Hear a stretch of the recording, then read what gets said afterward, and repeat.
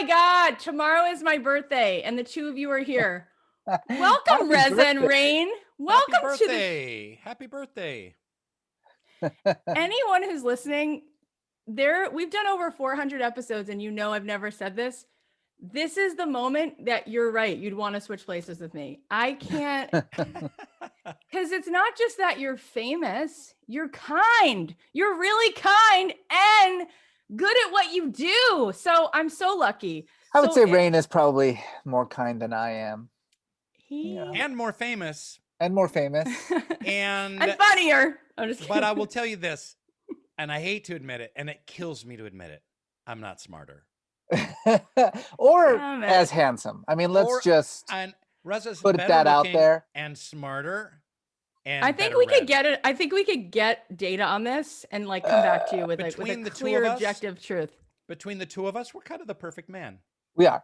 Also, between the two of us, only one of us has a bobblehead, which is, I mean, me, obviously, I have a bobblehead. We got to get you the Reza Aslan bobblehead. Of course you do, Reza. Who doesn't want the Reza bobblehead in their car? My that is pimping. My head is already kind of a bobblehead as it is. A little. So, Okay, listen to me, you two. We're going to try to get there's just so much juicy yummy on both sides of this conversation, but we're going to go back. Okay, so let's start with Rainn. I almost said that's what she said there, but I held Okay, can we just go back for 1 minute?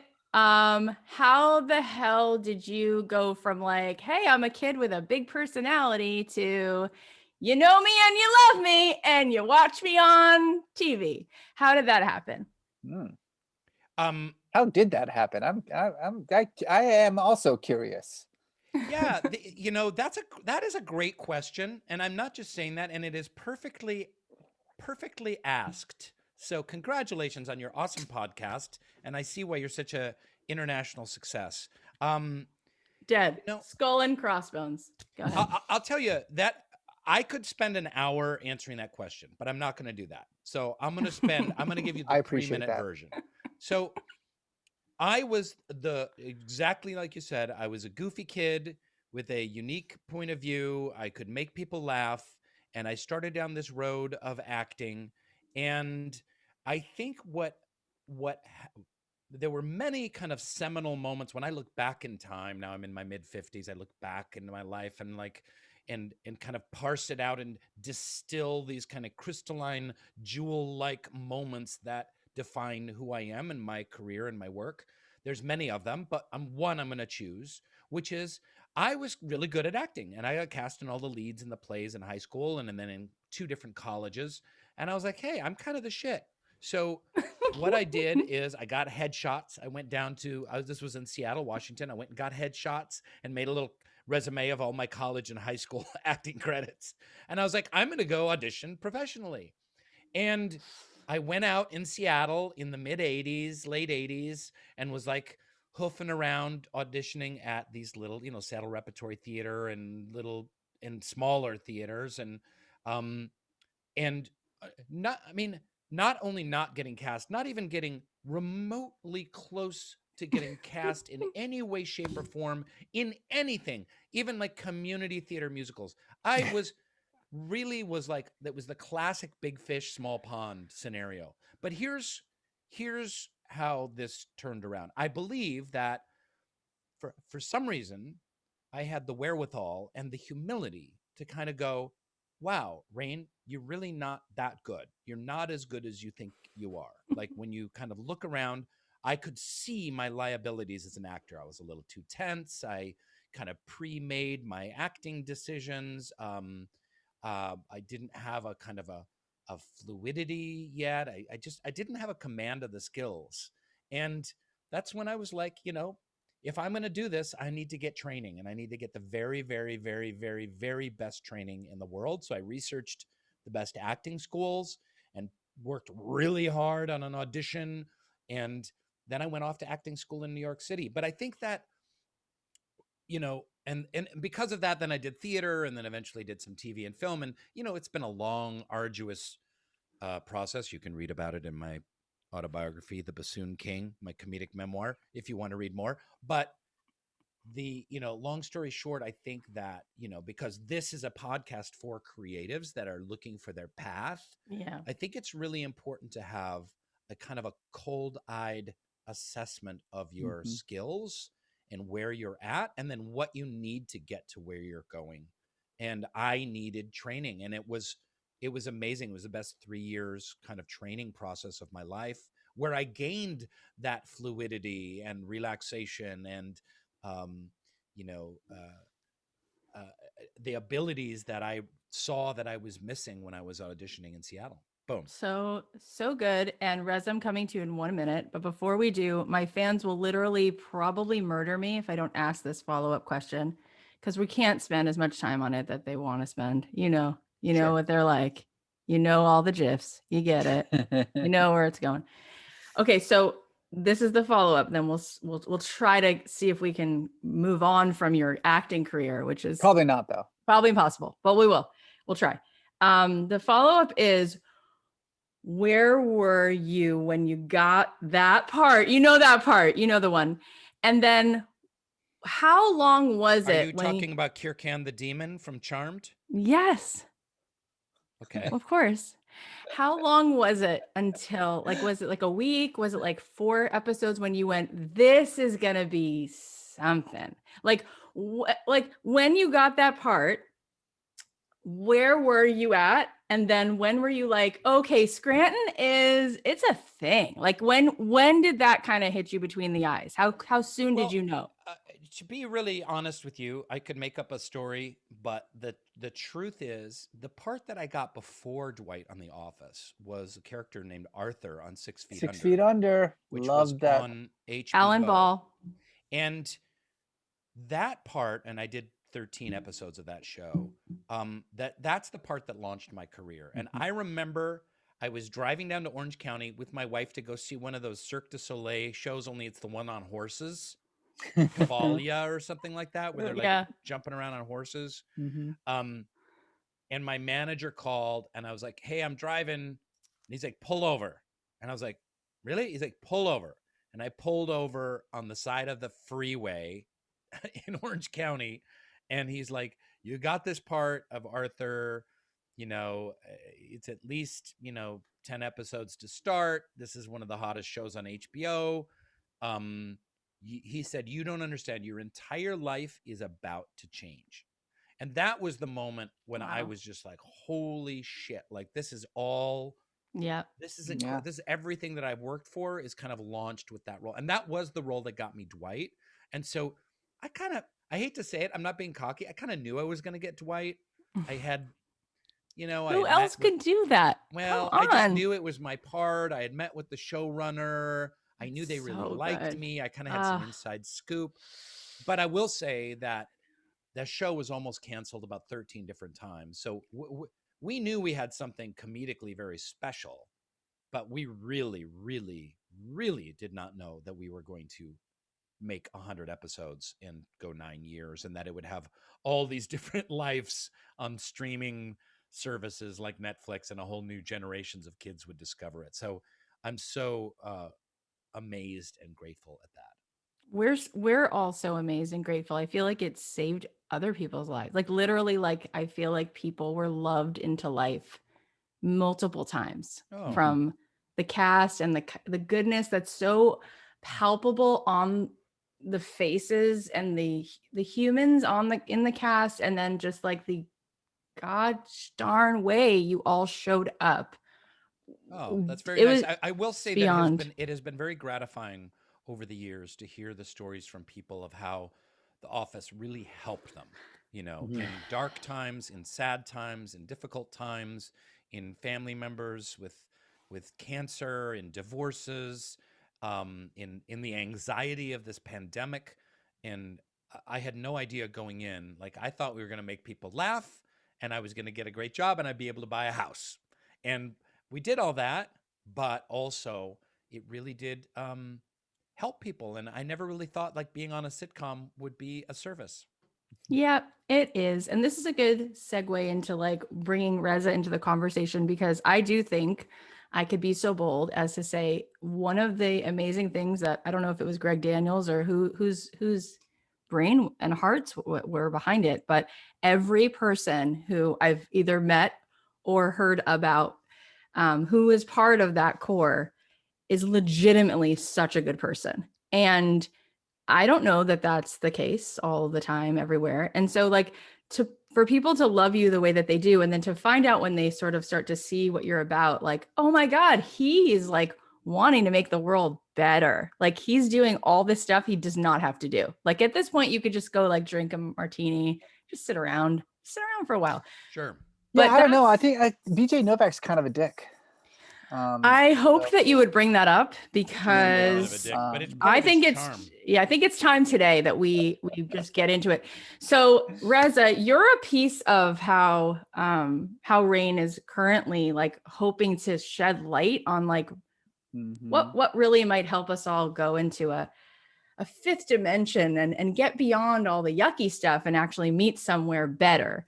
But you have the most, honestly, it's not really fair to me that you're both on at the same time because I need 6 hours. But your background is literally like it's a mic drop and then another mic drop. It's insane. Can you just tell everyone a tiny little bit about what the heck you've been up to and why? Like really why? Sure. I think of myself as kind of like the moon to Rainn's sun. So, you see me only because he is shining on me. Otherwise, he's reflecting my light. That's all I'm here to it's just all an reflect. illusion. By the way, I was just joking. BJ's a great guy.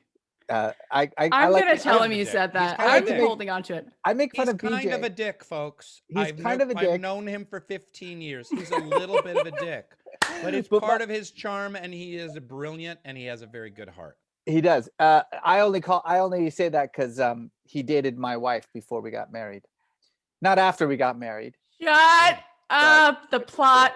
I know the plot thing. So every time I see BJ, I like to give him a hard time.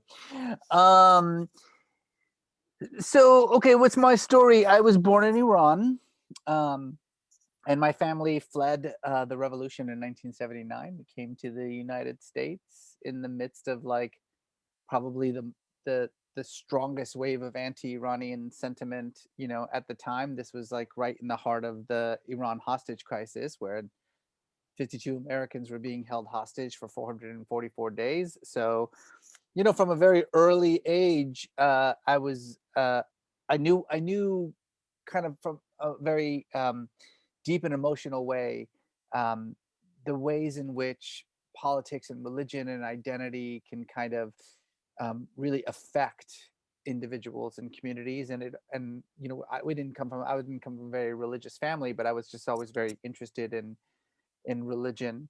But I just wanted to be a writer. I wanted to be a writer. Like, I've actually tried to think about this. There was never a time in my life ever when I wanted to be anything except a writer. Like, I didn't have a period when I was like, I want to be a fireman. But later on, I'll be a writer. Like, there was never any other thing I ever thought. Well, wait a second, because you swiftly segued from writer into television personality and podcaster. Well, we're gonna get to that. Oh, good. Fasten your seatbelts, America. But here's the thing: is that look, when we were immigrants, we came here with nothing, right? We escaped Iran with a suitcase each. I spent like the first 6 months in America. The four of us in our family living in a one-room motel. When you're an immigrant, you can't tell your mother that you're going to be a writer. Right. It's like telling your mother you're going to be an actor. You are a doctor. You are a lawyer. Exactly. It's exactly what my mother sounds like, as a matter of fact. Yeah, exactly. Like my parents were like, oh, I see. So we gave up everything right so that you could be a writer? Like, that doesn't make any sense. I'll never forget. My mom actually said to me when I told her I wanted to be a writer, she said, who is stopping you from writing? Write all you want. You be a doctor, you be a lawyer, you be an engineer, and then write. And I was like, no, I actually want to write for a living. It's like, that's not a thing. That's not a thing. Like, what do you mean? People don't do that for a living. So I decided that I would go into academia because I loved school and I loved, religion, and it kind of, you know, mythologies and history and all of that stuff really kind of fed my imagination. But the whole plan was I would just do this stuff so that I could write. And and my mom was okay with it. She was like, "Okay, I tell people you're a professor, and that's okay." You know, I can still say doctor. I can say doc. She still says Doctor Reza, and then hopes that nobody asks me to fix anything. No, I Doctor of can't. Sociology is It's important to no one. yeah. Yeah. Like the most useless doctor there is, really.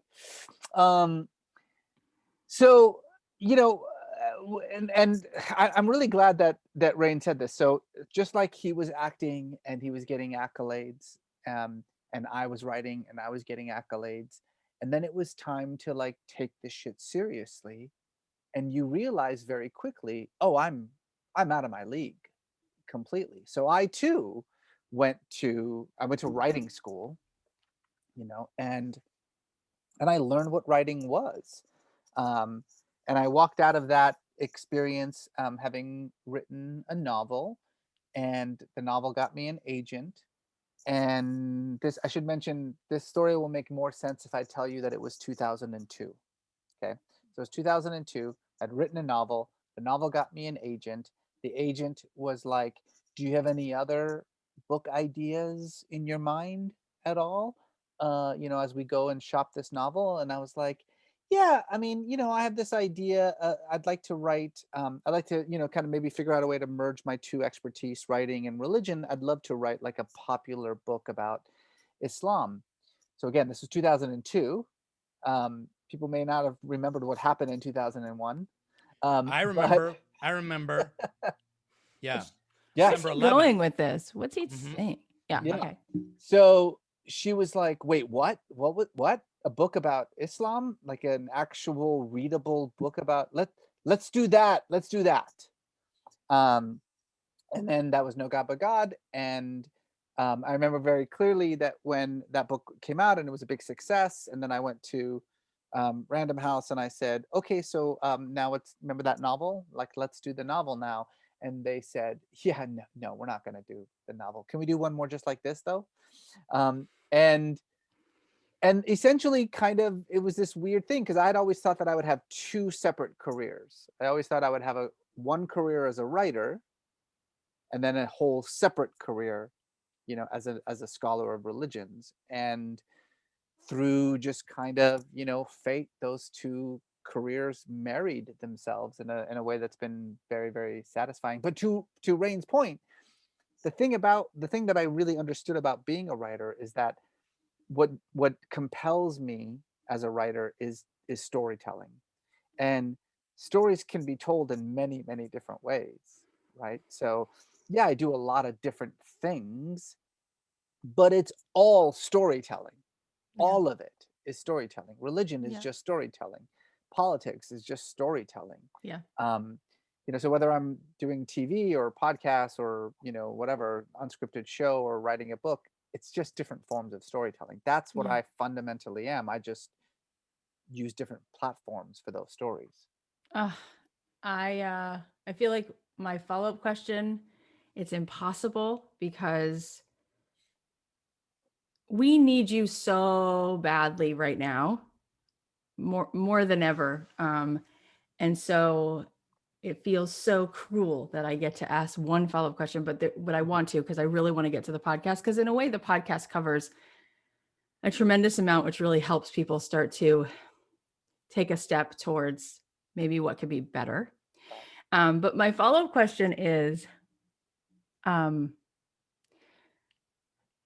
clearly the work that you've done has been to help people in a way be less scared of what they don't know, and actually have more of an enlightened perspective, which can just bring us all closer together. How would you sum up what sort of the take-home message is in that work, like what ultimately is it No, I'm that really you glad. feel Yeah. might shed some light? It's such a hard thing for me to ask in one question, but I No, think you no, get no, where I'm going. absolutely. Here's the thing that people need to understand about stories is that they are literally how we understand the world. They're how Yes. we define ourselves. They're how we recognize our place in the world. They're how Yeah. we make sense of this kind of weird experience of life. Who we are as human beings, our identity is just a story that we've constructed about ourselves. Our memories are just stories that we have created in our brains. We do an entire episode on how memory works, within the brain, and how it's so much a part of your identity on Metaphysical Milkshake, one of my favorite ones. From the earliest experience of humanity, right, when we were stooped and hairy, the way that we understood who we were, I'm still stooped and I'm hairy, still by the way. stooped and hairy, Yeah. by the way. Yeah, I the would two It's a of us. true say. it's a true story. It's It's true. a true story. We use stories to understand our experience and our relationship, with the mysterious world that was around us. Our first priests, our first shaman were just storytellers. They weren't religious figures. They were the people who had memorized the stories of our tribe. People tend to kind of poo-poo stories as like things that we do to entertain us, when the reality is all of experience. Yeah. The sum and total of the human experience is just storytelling. So using stories to change the way that people think about themselves, their place in the world, to change the way that they think about others, people that they normally would not have any connection to, is not just some like cool little, flu thing that some people do. It's like, oh, how sweet. He uses stories to change people's minds. It's literally the only way Yeah. that we change people's minds. It's the only way we understand who we are, who everyone else is. Yeah. And so to wield stories as a tool, as a weapon, I think it's a huge, it's a burden, and it's a huge responsibility. Yes. So that has always been my, my mission in life. It's so good. It's so good. I haven't really touched many of these kinds of stories with a 40,000 foot pole, but there's been a couple moments in the last 3 years where I just literally couldn't not cry and like just say, here's one thing. And so it's just awesome that there are people out there who have the courage. It takes a lot of courage, and who also have the actual both life experience and the insight, which you have from going to Harvard, to like know a few things about a few things. And we need to, I think, I guess what I'll say is we need to stop deciding that what we learned on the back of a cereal box, like that's how much information and that's how much of a story we know. And then we're like, that's it. I'm taking that with me to the bank, as opposed to like, maybe I can like read more stories about these things. Mm-hmm. So anyway, part of what I love so much is that the two of you came together and started a podcast, as you said before, called Metaphysical Milkshake with Rainn and Reza. How convenient that both of your names start with an R. So what in the heck inspired this idea? And tell people what they can expect from this podcast. Sure, I'll dive in. I had read Reza's book Zealot, about Jesus, kind of a revolutionary take on the revolutionary Jesus, and it was I was really moved by it, and thought it was pretty awesome. And we had met through mutual friends, and then we met at a couple events here and there, and then we're like, oh, let's have breakfast sometime, and we sat down to breakfast. This was a while ago now, 4 or 5 years ago, And we were just talking about life and religion and Hollywood and storytelling and mythology and Carl Jung. And then all of a sudden we're like, this should be a podcast, is just us having this discussion. And we should get paid hundreds of dollars to have conversations like this. So at the time, I had created a digital media company called SoulPancake, which is a YouTube channel, and had done some TV shows and books and other things. And so we approached SoulPancake, and they wanted to produce, and so we wanted to continue this discussion. But why Metaphysical Milkshake? Well, we all have our reasons. First of all, the whole reason I founded SoulPancake was to discuss life's biggest questions.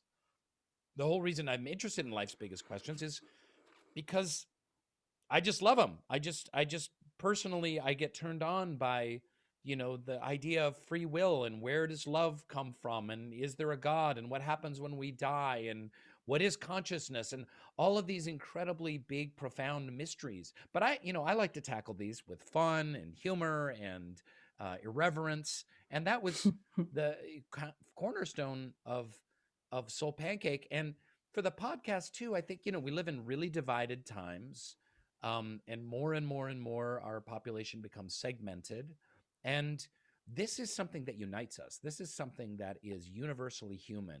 Are these very questions: what happens when we die? What is my consciousness? Are there aliens? Even questions like that. Like this, it doesn't matter your political affiliation, doesn't matter what country you're in, it doesn't matter anything. These questions can actually unite us and heal us.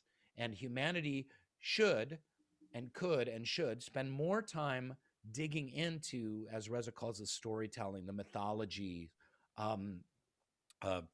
psychology, spirituality, sociology, the big movements of what it means to be a human being. So that's we're going for something big.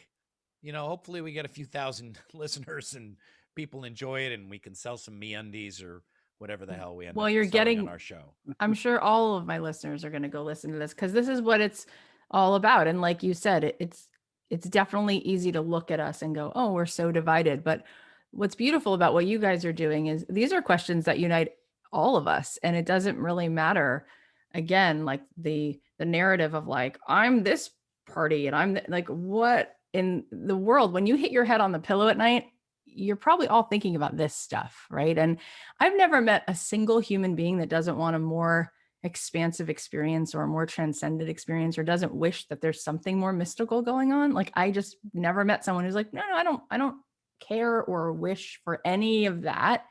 And here you guys are delivering it. So I thought it might be fun, to give people a little bit of a taste, just like, we have authors on like yourselves, and we ask them a little bit about what's in the book, and we get to hear a little bit about it. So like a few of those things that you just mentioned, I have written down. What's the nature of consciousness? Do we have enough empathy? What happens after we die?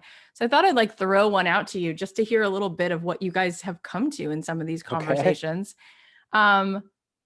What do you think in this conversation about what happens after we die? What did you discuss? To give us a piece of that one? Well, as you can imagine, when you're talking about sort of the great existential questions of life, death tends to come up a lot. Yeah. We've got a couple of episodes coming up on the topic of death. One, it's an amazing episode called "How Do You Want to Die?" With the death doula, which is more about sort of the actual confronting of death. And what does it mean? How do you prepare for death? So this is a death doula as like a baby doula, but instead of a baby, to doula you birth you into the next realm. Exactly. Whatever that is. Exactly. Yeah. It is a birth, right? You're going somewhere into something and else. As Rainn kind of mentioned, we these episodes are not theoretical for us. These questions aren't theoretical. They're very real. So like, Rainn and I had to really confront that question. How do I want to die? What, like I don't mean sort of philosophically, how do I want to die? I mean, really, like, how do I want to die? What do I want my deathbed to actually look like? Who do I want around? Do I want, this music on, or whatever the case may be. And then we did do a really interesting 2-part podcast. It was just so good that we're going to end up splitting it into 2. We're just so good at this. Yes. So good. With someone that your listeners may be familiar with, Rob Bell. Rob Bell is a young, cool Christian pastor. And in that one, it was super fun because we literally broke it down, like the instant after death, what then happens? What happens in that millisecond? What happens in the next millisecond? What happens in the next millisecond? And then we've also kind of approached this issue from a little bit more of a scientific way. But what I think is truly fascinating about all of those sort of ways in which we've discussed them is that they're not at odds with each other. And that's one of the great things about Metaphysical Milkshake, is that oftentimes, because Rainn and I are both deeply spiritual, but we're also deeply scientific, right? We're emotional and rational, and we just. And by the way, and sorry, Reza, to jump in. By the way, we don't see a dichotomy there. That's what I was going to say. Yeah. That you can have a spiritual outlook on humanity's spiritual reality as being, an unrepeatable miracle of the universe, of God walking around in a meat suit for 80 some years, and believe in the power and miraculousness and wonder and exactitude of science. Yes, and of course, some of our meat suits are meatier than others. Mine's fleshier. Mine's fairly meaty, I have to be honest. You're getting a little girth there that you didn't. I am getting. My meat suit has expanded during the pandemic. Let's just put it that way. Okay. But in the future, maybe you can get a new meat suit like they did in Logan's Run. I would definitely take a new meat suit. Are you kidding me? Are you suggesting we switch meat suits? What if we faced off? Ooh, face off. Whoa. Anyway, I spoiled your rant, Reza. You anyway, went to something good there. What I was trying to say was that, yes, we totally reject the sort of the separation, the bifurcation of these two things, the spiritual and the material. Like, to us, they are the same. The human experience is the melding of those two things. So in that way, one of the things that I've talked about a lot in all the conversations that we've had about death, because this is all a real learning experience for us as hosts as well, is that, when it comes to death, it's weird how closely aligned science and spirituality are. Spirituality is all about how this isn't the real you, that it goes on forever, right? That whatever you are, it continues to be, whether you're quote in heaven or whether you are reincarnated or whatever the case may be. And, the more we sort of really understand the way that science describes the nature of reality and the sort of foundation of the preservation of matter and energy, right? That matter and energy are eternal, that everything that exists today has always existed and will always continue to exist as long as the universe exists. That means that the things that make me me, whatever they are eternal things. The more you just realize that, these ideas can really fit together, right? This notion of what you are is eternal, and this is just one manifestation of that eternity sounds like a deeply spiritual idea, but it's also a deeply scientific idea. And so that gives you a sense of how we approach these kind of big questions, right? I love it. We don't silo them. Yeah. We kind of try to see them all together as part and parcel of the totality of the human experience. Well, I love it. And it's just so awesome for anyone who doesn't know sort of the world behind SoulPancake, but there's so much of that footprint there where Rainn, what I know about it. Brad Montague is a friend of mine. He's been on this show too. But like what I know about anything that has to do with SoulPancake is also about like, how can we show up and be the best humans and explore these bigger conversations, and to bring it down to like sort of the daily pain point of my listeners. The thing that people come up with every day that keeps them from feeling, I think, more fulfillment and joy is, who am I to do this? I'm not enough. This feeling of imposter syndrome. And one of the places where I've helped to maybe help them go with that is like, well, what does that even mean? Who am I to do this? Like, who is the who you're talking about? Are you talking about the you that's 5'8" and has this waist size and this shoe size? And then like, who are you to do this? Or is it like, oh, actually, like I get to be, part of something bigger, right? That kind of like open-hearted, if I just kind of get out of the way.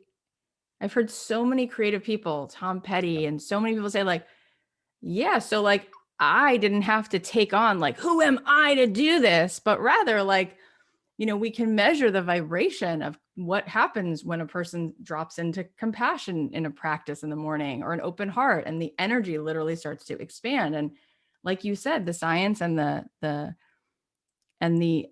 science of it and the other aspects of it go together, because like even an atom is mostly wave and just a little bit particle, right? Where there's mostly energy going on. Oh So to yeah, not everything we were taught about what the universe is and how it works when we were kids is total bullshit. It's completely like the amount of actual stuff in the universe, like actual thingness in the entire known universe Very can small. like fit in a suitcase. Like it's not.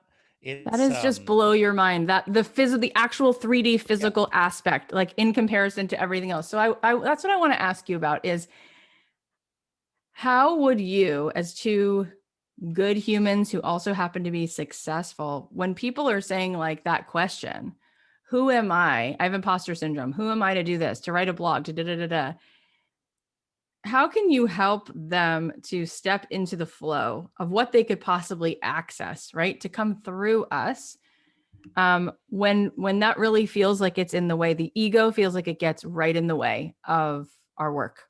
Well, I have a lot to say on this topic. I mean, and that is a excellent question. It's it's an issue that is really roiling the contemporary world, and there's a lot of different ways to approach it. But just to throw out a couple things, I'm going to throw some spaghetti against the psychological wall of self-esteem, and say, when they started the field of positive psychology in the 1990s, and Dr. Arthur Martin Seligman, Mhm. they did studies about happiness, and they long story super short. He took his first class and said, "Hey, they took a happiness study. They got a set point of how happy the people were. Said this weekend, go out, do anything that you think is going to make you happy." And so they went and they partied and they hooked up and they shopped and blah, blah, blah. They came back. They took the happiness test again. They were less happy. The next weekend, he said, go do something for others. Just Aw. spend the weekend like thinking about others. Call your sick aunt, hold the door open at a Starbucks, whatever it is. And they took the happiness Mm. quiz again and they were happier. So here we live in a society that tells us that the ego will bring us happiness, that the self will bring us happiness, that if we do things for ourselves, to promote ourselves and to take care of ourselves and to focus on ourselves and to build up ourselves, that this will make us happier, when as a matter of fact, like true joy comes from losing the self. And this is a spiritual tradition that's been around as long as the Bhagavad Gita and the Vedas and Upanishads and the Dhammapada of the Buddha. Like this is like in our DNA, that we find ourselves by losing ourselves. If you want to like find yourself in your path, I would say try service, like go be of maximum service. And in the doing, you will find what most excites you. And there's that great quote, and um, uh, Reza, I quoted it before. The Reverend Howard Thurman says, and Oprah quotes it all the time, like, don't ask what the world needs, ask what um, ask what makes you come alive, and go do that, because what the world needs is people who have come alive.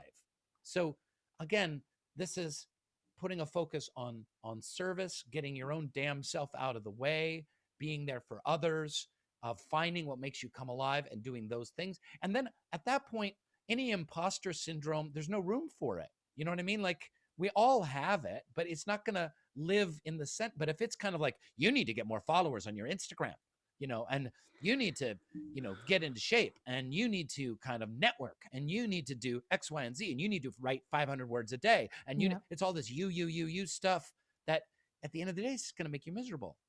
Hearing you say that is Mhm. what could be a better birthday present? You, of all people, saying what you just said. There is nothing else, as we say on Passover, Dayenu. That's enough. That was done. That is so, what else can be said? But I do have another question. Go ahead. A puppy would be good. Oh, but they need to be walked. It's just so good what you're saying. And as you finished up with saying, like, and then it's like, people say to me things like, but I'm not qualified. I have perfectionism, right? Perfectionism gets in the way of like, I don't want to make something mediocre. I don't want to get rejected. I don't want to put something out that's bad. And what you're saying is like, who's not qualified to give? Who's not qualified to serve? Who's not qualified to have an open heart? And what if that is the cost of admission to sitting at the cool lunch table? What do you think about this, Reza? This thing about who am I to serve? Who am I to do anything? Because gosh, we would love a whole world of people that came alive. And that's why I do this show. And this is the thing that prevents people. I'm going to get rejected. It's not perfect. I'm not qualified. I'm not good enough. My Instagram only has 16 followers. And so therefore, I'm not going to share my gifts with the world because who am I to do so? I mean, look, I'll just say what I always tell my many, many, many children, which is that it makes no difference to have values or principles or ideals or beliefs. Like those things don't mean anything if they are not put into practice, right? My favorite Bible verse uh, is in the book of James, and it says, faith without works is dead. And it's such an important idea, right? Because all of us, we like to talk about the things that we believe. This is what I believe. These are the things that I hold dear, etc., etc. But beliefs aren't meant to be sort of monastic, right? Values aren't meant to be, just meditative. Like if you're not willing to actually express this in the world, and I don't mean go and change the planet, but I just mean in your day-to-day actions with the world. If your values are not being expressed in action, then they're not really values, right? They're not really ideals or morals, really. They're just kind of, well, I don't know what they are, but they don't mean anything. And so I think that's the important thing to understand about belief systems, value systems, that if you're not willing to actually put them into the world as actions, then they don't really mean much. Yeah. I also think going with that, Reza, and that really sparked in me, I think you're absolutely right. Like, so maybe it's kind of like you start small, you just start really small, but with an action, and what's small and doable. Like, what's a small action I can accomplish today? That gives you a little bit of hit of self-esteem, and then you can do the same thing tomorrow, and then in a couple weeks you do a little bit more, and then you just add on. But you're in that cycle of action. you know Here's what I believe, I need to put that into action. Then you Yeah. have a reflection, how did that work out? But I think that the problem with like all this like Tony Robbins kind of bullshit stuff, and by the way, there's a lot of good things that he says, but is like, you can do it. You need to get up at 5:30 a.m. and you need to keep a journal of everything you do and write down everything you eat and get in your cold bath at 6 a.m. and it's got to be 33 degrees. And it's like all this stuff, and it's like, oh my God, I I can barely like Why is jog he a yelling? mile. Like Why are you yelling? yeah.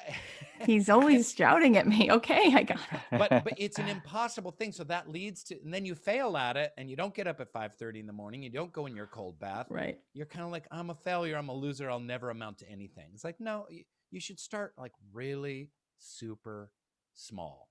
Yeah. This is my last question, then we'll let you guys go. So the two biggest stumbling blocks that I've seen talking to all of these humans is I'm not enough, which we kind of just addressed. Who am I to do this? And the second one is people reach for the highest branch they can see. And so a lot of times it's oh, it's not possible. That's impossible. And so people get to a really dark place really quickly. And both of you, you're showing up with a lot of vulnerability, a lot of optimism, a lot of grace. And so it seems to me there might be something that you do believe is possible. Can you paint a picture of why you think it might be worth it to try to do a little bit more good? Because is there something pretty cool that's possible? Because people have started to feel like there might just not be. Well, this, if I may, Reza, I'll jump in on a short You may. answer and pass it over. This is why. So I'm a member of the Baha'i faith, and in the Baha'i faith, like so many other religious traditions, I believe that at my root, my principal reality is that of a spiritual being. I am a spiritual being having a human experience, as Père Teilhard de Chardin says, and I think that this can help people. And I'm not talking about converting to any specific religion. It can just be general spirituality. But the more we experience ourselves as a spiritual being having a human experience, the more doors are open. Now, most days I wake up in the morning, Kathy, and I feel like a failure. There's a lot of days I just feel like a loser and a failure, and like, I know what's going on. That is a little hard to true. believe, but No, it's okay, true. you're here in this world still, so okay, but it's a little hard to believe. But it's true. It's something I struggle with. You know, I'm in therapy. I'm in recovery. You too? Yeah. Oh yeah. So there's but I think knowing that I am a spiritual being, then it shifts my perspective just a little bit, and that's why I think there are spiritual tools that people can use. We have psychological tools and other tools to help people along their path, but spiritual tools, which have been there since the dawn of time, since the earliest recorded history were kind of spiritual stories. Then I know that I'm so much more than my body, and then I'm more open to infinite possibility and grace. But spirituality doesn't mean like sitting peacefully in a yoga class. I think going back to what Reza said before, like being a spiritual being is putting that into practice. Right. It's actually feeding the poor. It's actually educating people. It's actually being of service to others. And that this can be, an inspiration on our journey. And Yeah, finding What do you think? spirituality on the 405. Like that's where it has to Well, happen. that's hardest, isn't it? It's easy to have it in an ashram. Right. It's hard to have it on the 405. Yeah, it's not awesome, especially where it meets the 10. It gets real bad. So, Reza, for you, what do you think about this question of how to begin to have a little bit of optimism and believe in the possibility when it doesn't really feel so easy to do that? Yeah, I don't know if I can say anything better than what Rainn just said, but I will Thank just you. kind of ask. That's the show. There you That's go. it. STFU, as the kids say. But I will bring it back to the podcast, Metaphysical Milkshake. One of my absolute favorite guests that we have coming up is Michael Schur. Michael Schur, some of your listeners may know, is the creator of The Good Place. One of my And absolute Parks and Rec, and he was a writer on The Office. Yeah. But I think he definitely peaked with The Good Place. I mean, The Office was okay. Yeah. Good Place, genius. How dare you? How dare you? Anyway, we had Michael on because Rainn and I, one of the questions that we probably struggle with the most ourselves as individuals is the question of how to be good. Like what does that mean? We talked about this. It's very important. You put your values into play, et cetera, et cetera. But like, what does it mean to be good? Like, how can I actually be good? And it can be an overwhelming question, especially the way that you framed it, Kathy, where you're like, you look at the world around you and you're like, I can't have any effect on this. I can't have any effect on, the burning planet, or on the race riots, or on, the sort of slow dissolution of democracy. Like those are things that they're just way too big. Damn it. Nothing that I can do about those things. Right. And Michael, said something that I think to this day I take with me. And he was like, the way that you can be good is to just try. Like that's literally it. Like I know it sounds so obvious, but just wake up, try to do something good. You may not make it, but the trying Didn't Yoda say that? Yes. No, Yoda was like, there is no try. You either be good or don't be good. And you're like, Yoda, okay, that's way too much pressure, Yoda. Right. So, And Sure is like the anti-Yoda. Sure is like, no. The trying is enough. yeah. The trying is being good. And so that's what I would say is that, like, okay, you may not be able to solve these sort of gigantic problems that are plaguing humanity, but just try to be good. Try to be good in your everyday interactions. Do And the those next right thing. interactions, they'll pay off. You know, they'll bounce around and they'll create more good and more good and more good. Well, the two of you did a lot of good today, and you always do. And it's just like the sweetest, most break your heart open thing to be around you guys, whatever it is that you do, because it's good. And being good is not common. Well, People thanks for what you do too. This is it's stop it. amazing, and it's one of the reasons I love the podcast universe is that there's so many incredible stories out there, as Reza was talking about, and ways to be of service, and like kind of anything you want to know is just there. You can just listen to a podcast series about it, and if people are wanting to find a creative path in their life, then they've found you, and you've helped thousands and thousands of people. And happy birthday, Kathy. It's just like you to try to make my day, and then you go and do that. It's that. There you go. You're so kind. We all, I'm gonna say like I love you, but we all love you. Like it's, can you just take a second and feel that? I don't know how often you do that. Can you feel how many people in this world right now have literally like imprinted on their heart love for you? That's a fact. That's literally you. People think of you and like they feel love. You True. both, I've you seen both, it with my own eyes. you both, no, but both of you have added in such separate but powerful ways so much good to this little planet right here. And I just want to say thanks for doing that. And tell us where we can find Mystical Milkshake, please. Metaphysical. But I like Why did mystical I too. just say mystical? Mystical Milkshake is I good. kind of like it. Metaphysical Milkshake is available where all fine podcasts are available. Check out Apple. Please like, follow, rate, review, subscribe. Wow, Spotify, you got that memorized. Download, tell your friends.